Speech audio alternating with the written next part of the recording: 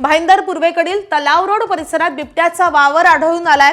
नागरी वसाहतीमध्ये बिबट्याचा वावर आहे। बिबट्याने 3 जणांवर हल्ला केलाय आणि त्यामुळे नागरिकांमध्ये भीतीचं वातावरण पसरलंय।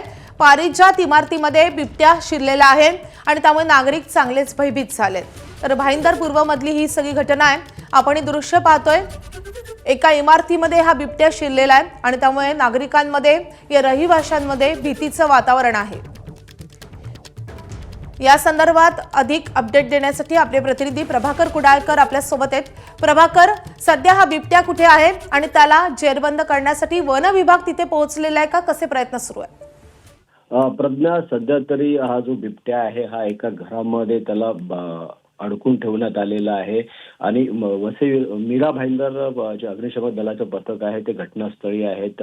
प्रामुख्याने पारिजात ही इमारत आहे त्या ठिकाणी हा दिसलेला होता आणि बिबट्याच्या अचानक या वावरणामुळे तेथील जे आहे तर प्रचंड नागरिकांमध्ये भीतीचं वातावरण निर्माण झालेलं आहे।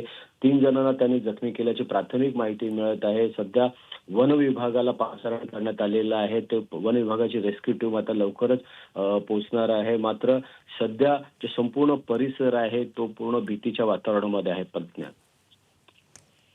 नक्कीच भाईंदर पूर्वेमधली ही सगळी घटना आहे। भाईंदर पूर्वेत नागरी वस्तीत बिबट्या शिरलेला आहे। प्रभाकर, या संदर्भातले अपडेट घेत राहू। सध्या धन्यवाद या सगळ्या सविस्तर माहितीसाठी।